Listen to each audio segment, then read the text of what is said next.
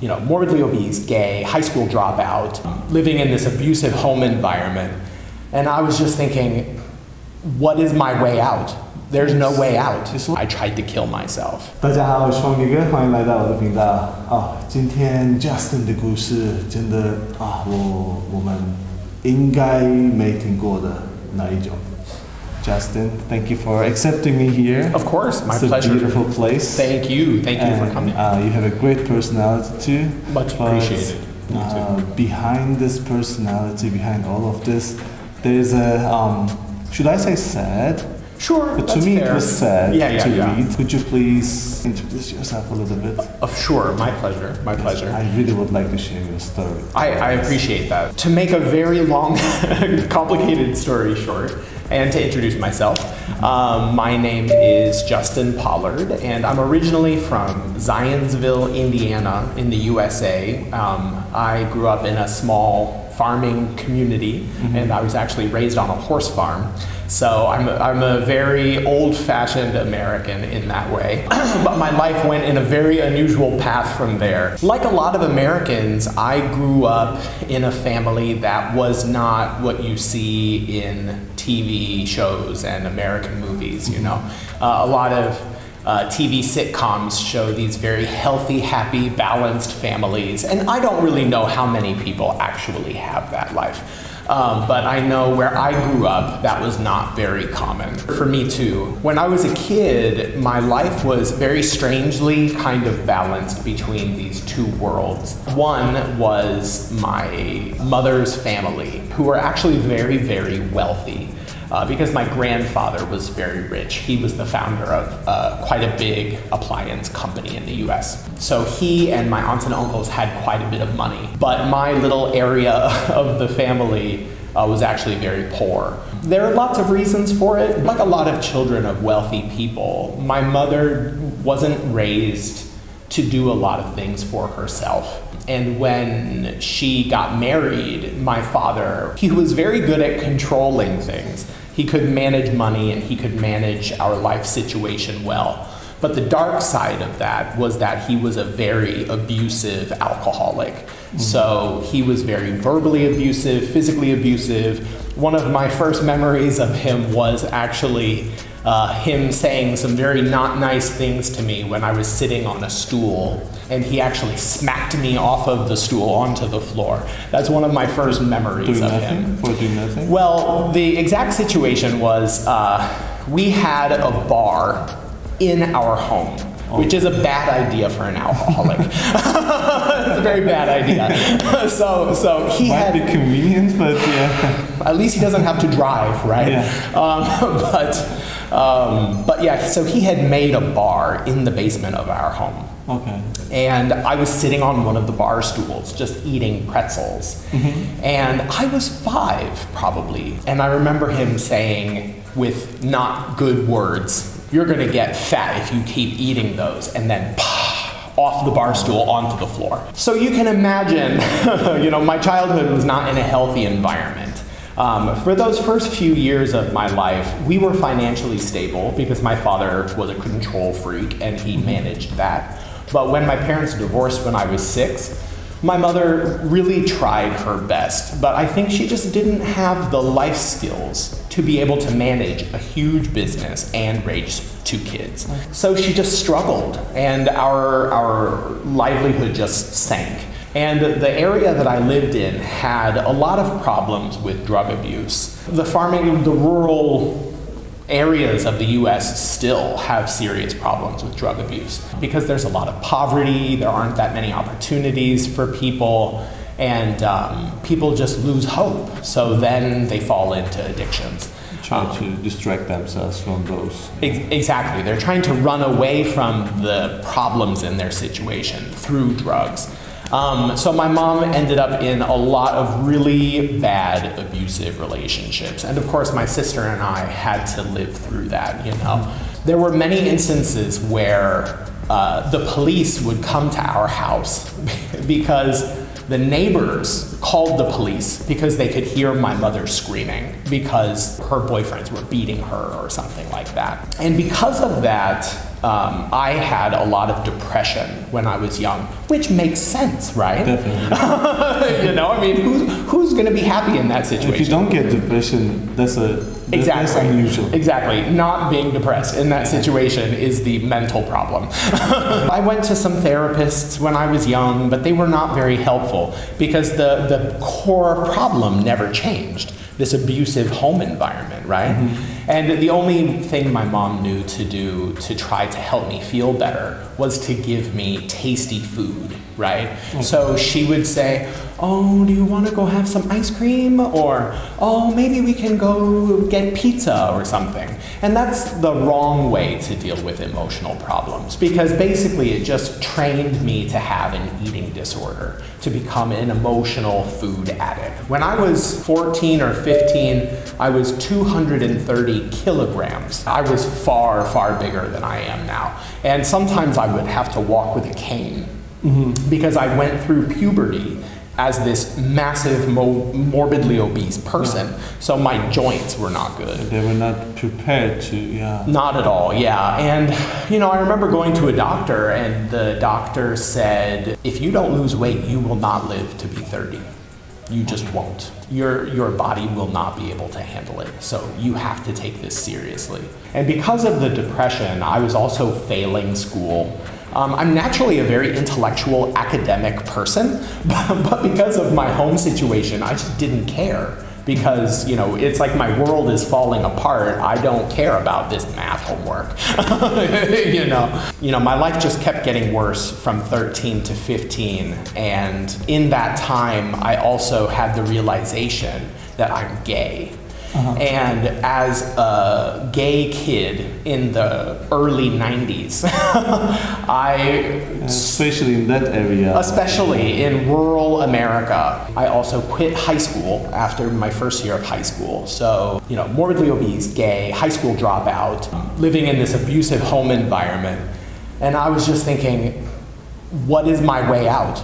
There's no way out. It's also hard to come out, right? Like share that. So, well, at that no. Now I think it's not as hard. Well, I mean, at least for me, with my life history, I think now it's not difficult. Yeah. But I know for some people it is still difficult. There was this murder of a man named Matthew Shepard. He was a 19-year-old kid who was lured into a truck by some men who had already planned to beat him to death. And they just dumped his body by the side of the road in rural Wyoming. And that murder happened 2 or 3 years after I came out. America was not at all a gay-friendly place back then. All of that negativity and living in this environment that really gave me no light at the end of the tunnel just made me spiral into depression until when I was 15, I tried to kill myself. I was in the hospital for a couple of days for poisoning treatment because I tried to poison myself. And when I was admitted into the hospital, one of the nurses asked me, I know a lot of kids do this because of family problems. So while you're here, I can try to keep your family away if you want that. And I said, yes. Keep them away from me. So it's like the first time in my life, really, that I had that opportunity to be away from that situation. In those 2 days, I only talked to doctors, nurses, and psychologists. It was just incredible how much that changed my mindset. Just getting the input from intelligent, well-educated people made such a massive difference in my life because I just told them everything about what was going on in my life. At least like they were ready to listen to you, like actually listen. Yeah, and they helped me realize that, you know, yes, I was morbidly obese, but it was possible to lose weight. Yeah, I quit high school, but it was possible for me to study to get my high school diploma. It was possible for me to move out of the house and find a new place to live. And being gay, it's possible to just find nice people who understand you. And if people around you are not nice and they don't understand you, then just find new people. You just need understanding, that's all. Exactly. It shouldn't be an issue. Yeah, but I think a big reason why it is an issue is because in a lot of societies, manliness is connected to power. It's connected to respect. It's connected to strength, to being someone who is respected and trusted. So people believe that, you know, gay people are kind of, I think, attacking that, the power and the strength of men in society, which is dumb. And I think that's a wrong way to think about it. You're touching a lot of lives right now, and you're changing lives right now, and you're doing a lot more than many men, you know. Like, yeah, there are so many people in the world who are just being who they are, honestly, and serving society. I think, you know, one of the things that I've learned through Buddhist practice is that these walls that we create to divide people, you know, like Turkish, American, Taiwanese, Korean, gay, straight, male, female, all of these lines that we create, it's all mental nonsense. It's, you know, because the world is not black and white. The world is an endless continuum of gray. And Buddhism recognizes that. That's why Buddhist philosophy can seem confusing, even though it really is very simple. But the reason why it seems confusing is because Buddhism can't say, just do this. Because this is not always the right action. You have to see the situation. And within that situation, maybe this action is right, but maybe for your situation, that action is wrong. Right? So that's why meditation becomes important, because meditation helps us understand ourselves clearly and then understand our situations clearly so that we can see that right action in this moment. After I got out of the hospital from trying to kill myself, I had this rush of, like, I'm getting out of here. I was like, I see the way out, I am getting out. I am getting out. New life has begun. Now you saw the light at the end of the tunnel. Bingo. That light at the end of the tunnel started coming up. So, and my sister actually was about to turn 18. And in America, you have to be 18 to rent an apartment. As soon as she turned 18, she said to me, I know our situation is tough, but I'm not gonna do this alone. so like, we gotta get out of here and let's just go together. So she was 18 and I was 16, and we had both quit high school. But we moved out. We got our own apartment in the city, and it was it was ridiculous. You know, we lived in an area where we would hear gunshots at night sometimes because there were like gang fights. And lots of drug dealers living around us. And which part of the U.S.? It was in Indianapolis. It was in the east side of Indianapolis. People from Indiana know east side, not so safe. But I started trying to be more physically active. I would always go to bookstores in my time off, and I would just read through like cookbooks so that I could learn how to cook healthy food. And I also started reading books about religion and philosophy because I had done taekwondo. I had done taekwondo for a long time when I was young because my mom needed somewhere to put my sister and I because she was busy at the farm. So I did taekwondo for a long time when I was young. So I had some exposure to Asian philosophy through that. And our instructor was a Korean grandmaster. So I had heard Korean quite a bit. I had seen a lot of little bits of Korean culture. So that gave me an interest in Eastern philosophy. And that's where I stumbled upon Buddhism, just reading through Buddhism books in bookstores. And that led me to briefly, not join, but try a Zen Buddhist meditation group, actually in the same Korean Zen tradition that I later was a part of in Korea.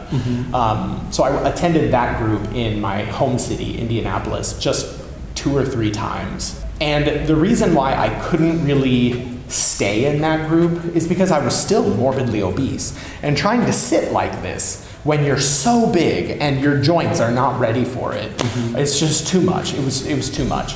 For me, I do a lot of sports. Yeah, you're healthy, but for me, it's still difficult. Yeah, but anyways, yeah, I mean, there was the physical side of it, but also the money side, because that group had a membership fee that was $200, and then They had like a monthly due also, but we could barely feed ourselves. So I just couldn't pay. A few years I had to just practice by myself. I studied really hard. I got a really high score on the GED, so that allowed me to go to college. And when I went to college, I studied East Asian Studies, Psychology, and Ceramic Art. And when I graduated, it was 2008, the financial crisis, which is the worst time to try to find a job because companies didn't even know if they were going to be able to stay open. So I was really struggling to find a job, and I was emailing one of my Korean professors from college. And he said, Justin, you can speak Korean. Go to Korea. Why are you staying here? So you studied Korean? Yeah, I mean, the technical name for my degree is East Asian Studies, in Korean, Dongyang-hak. So when I moved to Korea, I could already speak Korean, read and write pretty well. I don't know, I'll never forget when I got off of the airplane. And leave the rest for the second video.